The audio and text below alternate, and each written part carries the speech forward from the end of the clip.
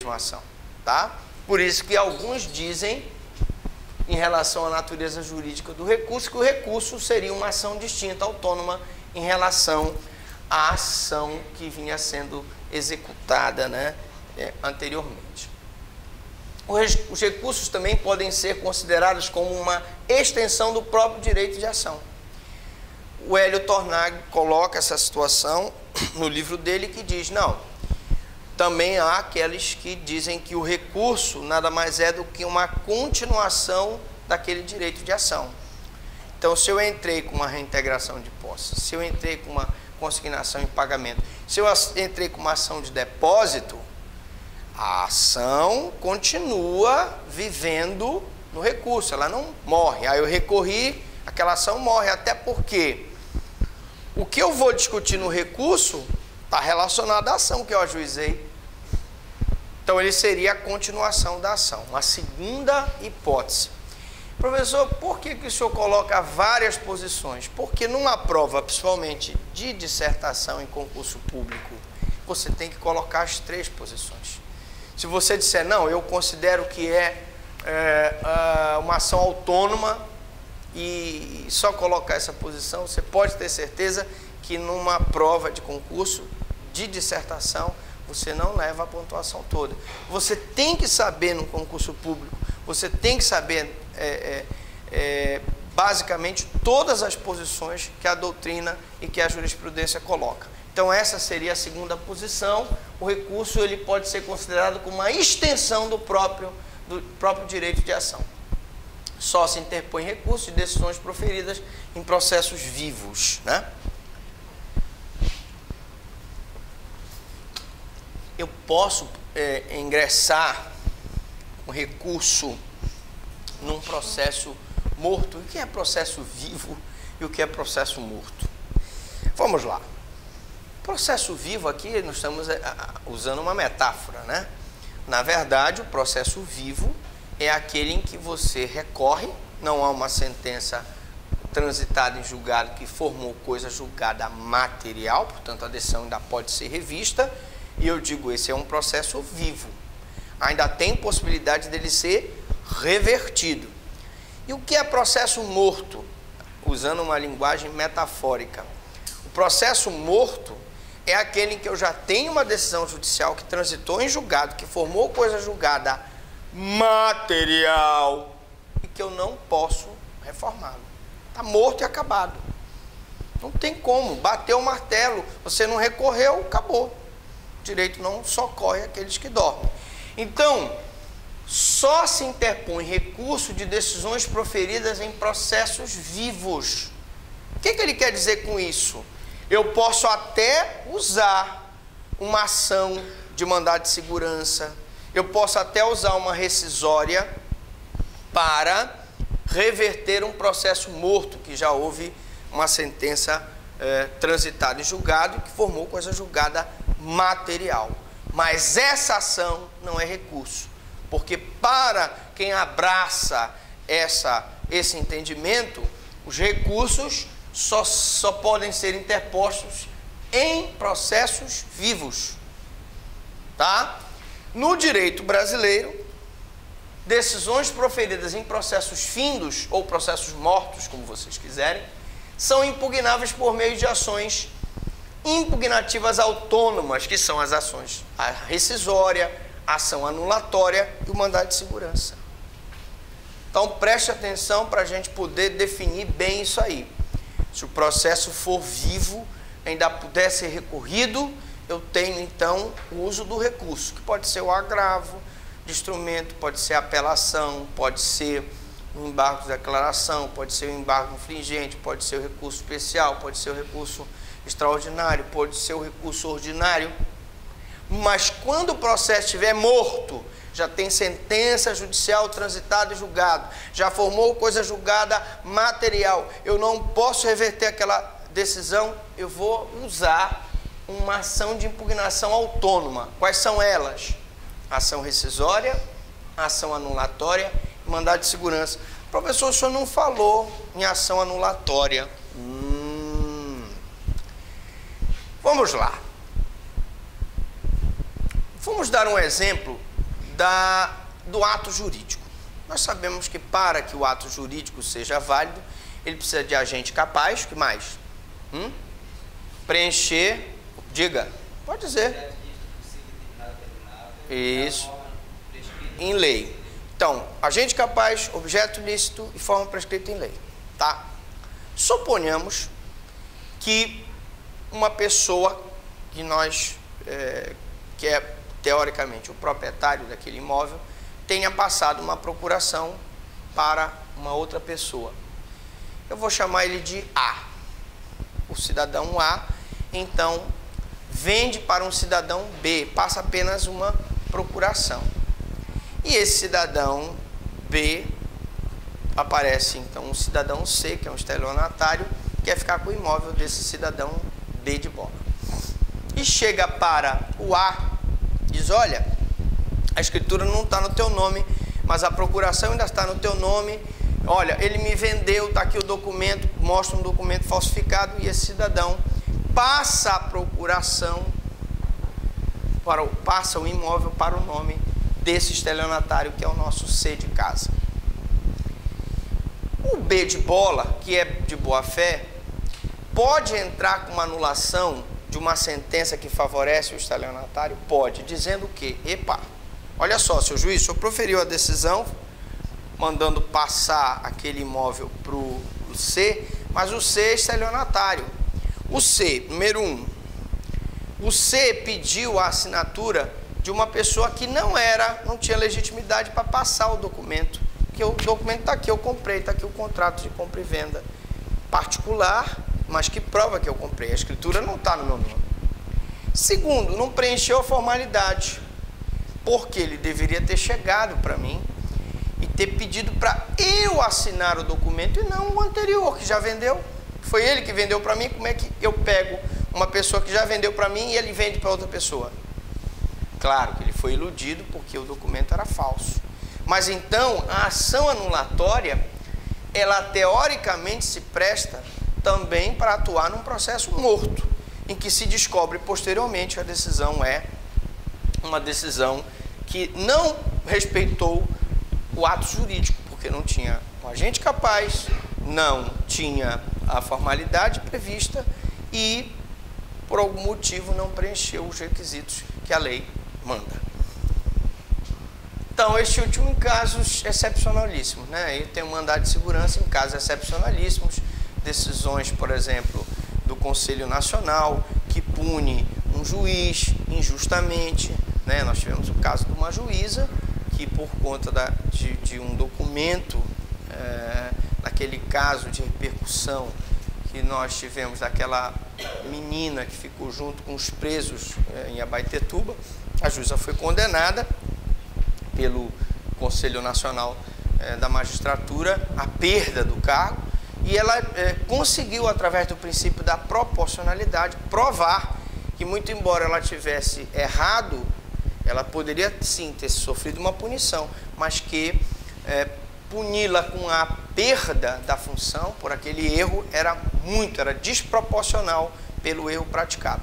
Por isso que eu digo que o mandado de segurança é em casos excepcionalíssimos, mas ele também serve para atuar em processos mortos, findos. Ok, atividade de interpor um recurso, como de regra, a atividade das partes no processo, consiste em um ônus. Então, o recurso, gente, além de ser um direito, uma faculdade, é um ônus. Porque tu tens que pagar a custa, porque tu tens que arrazoar corretamente. Porque no caso desse recurso especial do extraordinário, se a decisão proferida violar 3 situações que dão ensejo ao extraordinário ou especial, nós vamos ver, quando nós falarmos do extraordinário e do especial, que se você não impugnar as 3, o Tribunal Superior ou o STJ não aceita o recurso. Então é um ônus. Como, por exemplo, o ato de contestar e impugnar. Você sabe, você precisa contestar. Se você for citado validamente numa ação, você precisa contestar, porque se você não contestar, presumir-se-ão com verdadeiros os fatos alegados na ação. Mesma coisa o recurso. Se você não recorrer, e a decisão transitar em julgado, presume-se-ão verdadeiros aquilo que foi decidido.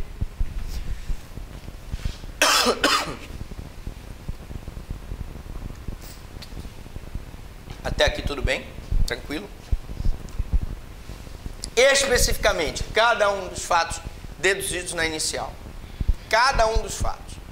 Você vai impugnar no recurso cada um dos fatos que lhe forem desfavoráveis. O que caracteriza o ônus e o diferencia de figuras como obrigação ou dever. O recurso não é uma simples obrigação de fazer, gente. E que quando a atividade a que corresponde o ônus é desempenhada. Quem, de regra, com isso se beneficia é a própria parte que pratica o ônus. Claro, se você recorrer e o recurso tiver sucesso, você será o grande beneficiado. Agora também, aquele que se encontra no outro polo da relação jurídica processual, como acontece com a obrigação, se ele perder, ele vai ser prejudicado, e se você não recorrer e ele ficar lá quietinho e a ação for favorável a ele, ele vai ser também o grande beneficiado. Quando a parte se omite, contudo, é o que eu digo, as consequências negativas decorrentes dessa omissão voltar-se-ão exatamente contra aquele que se omitiu. Você não recorreu, a sentença transitou em julgado, a sentença produziu coisa julgada material, acabou. Não tem mais como eu questionar essa decisão. Tá certo? Finalmente, cabe observar que se o ônus não são passíveis de conversão em pecúnia como as obrigações. Quando eu digo que é um ônus, é porque não é passível de pagamento em pecúnia. Você vai dizer, bom, professor, mas aí o recurso condenou o cidadão, a ação condenou o cidadão a perdas e danos, mas as perdas e danos são uma decisão que fez com que aquela parte vá pagar aquele valor, não por conta do recurso ou do não recurso. É uma consequência natural do direito de ação. Um vai ganhar e o outro vai perder. O que perde, que é o sucumbente, é o que deve recorrer. Se ele não recorrer, ele tem que arcar com o ônus. Os recursos podem ter em vista reforma, invalidação, esclarecimento, reforma, apelação, invalidação, uma ação anulatória, por exemplo, ou esclarecimento, que é o caso dos embargos de declaração, ou integração, a decisão impugnada ou parte dela. Na verdade, só os dois primeiros é que são objetivos típicos dos recursos. Então, quais são os objetivos típicos dos recursos? Eu tenho a reforma e a invalidação. Não é típico você recorrer apenas para esclarecer uma decisão, apenas para retirar uma omissão, apenas para retirar uma contradição. Tá? O objetivo típico é, primeiro, reformar ou, segundo, invalidar. Hoje, no direito positivo brasileiro, prevê-se diversas espécies de recursos. Vamos lá. Quais são os recursos previstos no direito brasileiro? E aí eu estou falando de direito processual civil. Isso aqui é a teoria geral do direito processual civil dos recursos, tá? Então nós estamos vendo aqui. Nós temos o agravo, que pode ser de instrumento retido, nós vamos ver isso mais com maiores detalhes quando falarmos de agravo de instrumento, que pode ser interposto sob regime de retenção ou de instrumento. Retenção, agravo retido. De instrumento é que vai para o tribunal, para apreciação. A apelação, os embargos infringentes. Só voltar aqui. Embargos de declaração, estes previstos pelo CPC. E o recurso especial e extraordinário, a que se deu dignidade constitucional. Mas preste atenção, o recurso ordinário e extraordinário, a princípio, foram previstos no CPC. O recurso especial foi criado quando se criou o STJ. Tá? E o recurso extraordinário foi criado por influência do direito americano.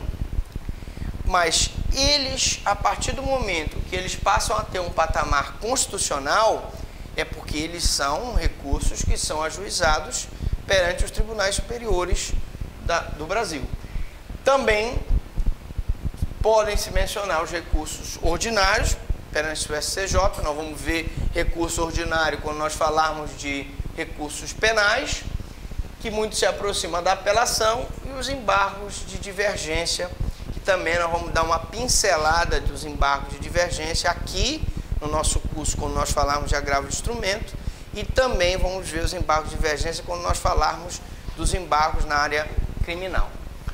Então, a Constituição prevê a possibilidade de que os Estados federados editem normas procedimentais. Mas a pergunta é o seguinte: o fato da Constituição prever que os Estados podem elaborar normas procedimentais faria com que os Estados pudessem, então, criar recursos? Podem os Estados criar recursos ou não? Segure aí. Que reacendeu a antiga discussão em torno do conteúdo do procedimento e a preocupação de se estabelecerem limites precisos entre o processo e o procedimento. O Estado pode criar um recurso e, ao mesmo tempo, criar um recurso e criar um procedimento específico para aquele recurso, o Estado. Imagine um absurdo de um município que resolve criar um recurso contra decisões proferidas contra o prefeito ou contra os edis. Isso é possível? Isso não é possível? Então, eu tenho a seguinte pergunta: poderia a lei estadual criar recursos? Ou estaria a criação e a disciplina dos recursos, disciplina que eu digo é o procedimento, no âmbito da competência legislativa da União, por ser assunto processual? O que vocês acham? Vamos lá, você. Diga, senhora. O senhor, pode ou não pode? O senhor tem a mínima ideia. Aqui, o que você acha? Esse rapaz parece que ele é CDF. Cara de CDF. Gente, a segunda hipótese que é a correta. A competência para criar e estabelecer o procedimento do recurso é da União. Eu posso ter uma lei de organização judiciária estadual que me estabeleça como se organizam os órgãos da justiça a nível do Estado. Mas eu, no Estado, no município, criar um recurso com um procedimento, não posso, tá? Então, trata-se de matéria cujo respeito só pode legislar a União, e pois só existem os recursos citados ou mencionados e aqueles que foram criados por lei federal. Se a lei federal não citou, não mencionou, o Estado não pode criar um recurso, né? Embora a gente saiba que em alguns lugares eles criam recurso. Por exemplo, em alguns estados se cria um embargo de gaveta. Vocês conhecem o embargo de gaveta? O cara recebe, o juiz recebe o recurso, muito grande, muito complexo, põe na gaveta aí. Tira 5 anos depois, prescrição nele, acabou-se, já está julgado. É o embargo de gaveta.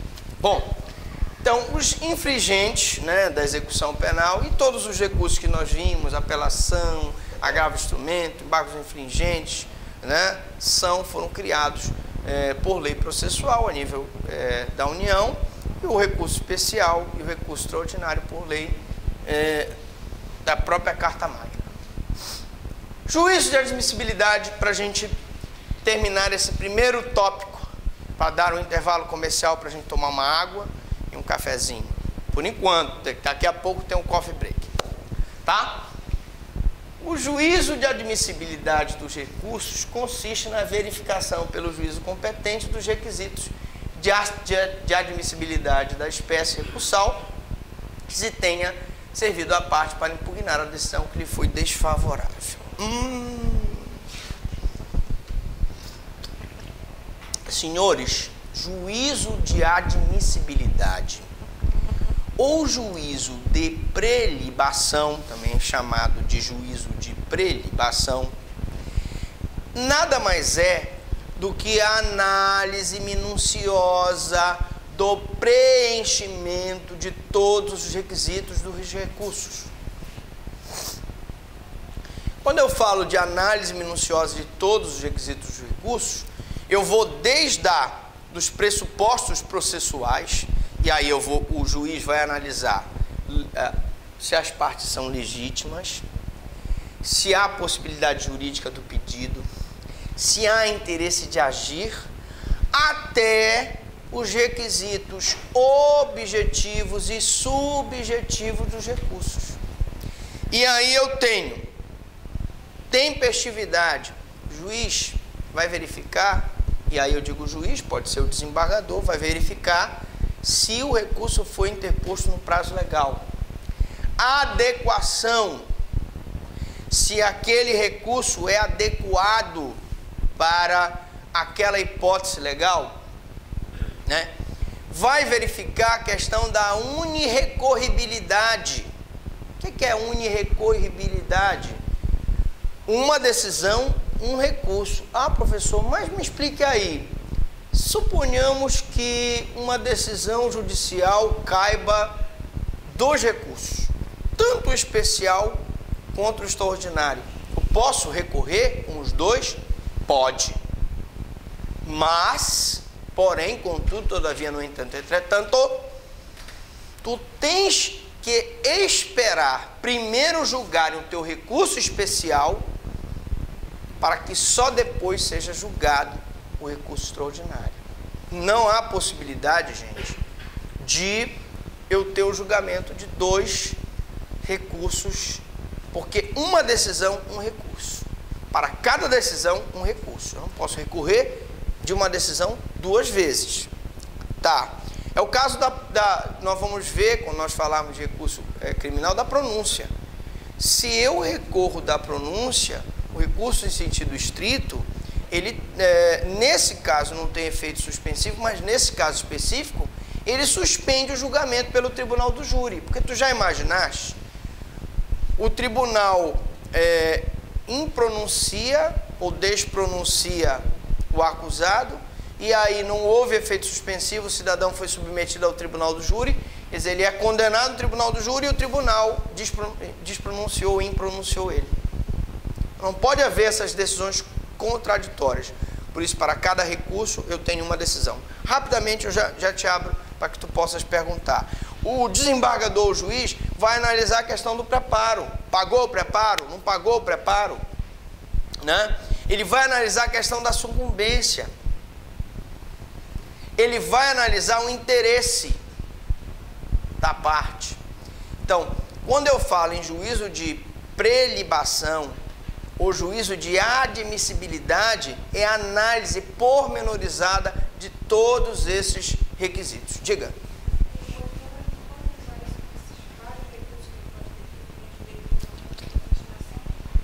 Pode, mas um de cada vez. A pergunta é, ele pode advogar e usar os vários recursos que ele tem à disposição dele? Pode. Ele pode usar os vários recursos, mas o que eu estou dizendo é que pelo princípio da unirrecorribilidade das decisões, ele pode usar vários recursos, mas um de cada vez. Como diz o John Lennon, one thing at a time, uma coisa de cada vez. Então eu não posso usar o recurso especial no STJ, recurso extraordinário para o Supremo, não posso. Eu primeiro, pelo próprio regimento do Supremo, primeiro se julga o especial para depois se julgar o extraordinário, tá? Então, trata-se de fenômeno assemelhado ao que ocorre com a ação. Nessa, o juiz só procederá ao exame de mérito, isto é, do pedido formulado pela parte com a petição inicial, se superado com sucesso o juízo de admissibilidade. É uma coisa que ele faz com a ação, né? Assim como ele faz com recurso, ele faz com a ação. Daí se reforça mais essa natureza jurídica do recurso como continuidade do direito de ação. Porque a mesma coisa que ele faz com a ação, ele faz com o recurso. Ele analisa as partes, possibilidade jurídica do pedido, interesse de agir, né? Se a parte pagou as custas, né? Então, mesma coisa que ele faz com a ação, ele faz com o recurso. Com efeito diferente. Porque se ele julgasse nesse momento extintos em função do mérito por uma dessas carências da ação, ele pode reajuizar. Agora, se ele analisar no recurso que há uma das faltas dos requisitos, ele já consumou o recurso, não pode mais. Exatamente, é um detalhe importante. Na ação, se ele julga improcedente a ação logo do início, por carência de ação, por uma falta desses requisitos, eu ainda posso até recorrer desse não recebimento da petição inicial, tá? Mas se isso acontecer a nível de tribunal e a pessoa não preencher os requisitos, e aí é o teu ônus de preencher todos aqueles requisitos, aí o recurso julgado improcedente, aí babau, você perdeu o recurso e aquela decisão vai transitar em julgado e aí você não tem como mais recorrer, tá bom? Então, juízo com juízo de admissibilidade, isto é, se verifica que estão presentes as condições da ação, possibilidade jurídica do pedido, interesse de agir e legitimidade, pressupostos processuais, né? E aí aqui eu entro também com a capacidade postulatória, porque no nosso ordenamento jurídico a parte, em regra, deve ser assistida por advogado e tem que estar aprovada através da procuração e o advogado tem que estar regularmente inscrito na OAB. E se estão ausentes os pressupostos processuais negativos, né? Que aí nós vamos ver que, por exemplo, eu tenho situações em que a parte renunciou do recurso, houve uma aceitação tácita ou implícita, não houve o pagamento do preparo, ele vai verificar tudo isso, tá certo? Então, terminamos aqui essa primeira parte. Até aqui, alguma dúvida, alguma pergunta?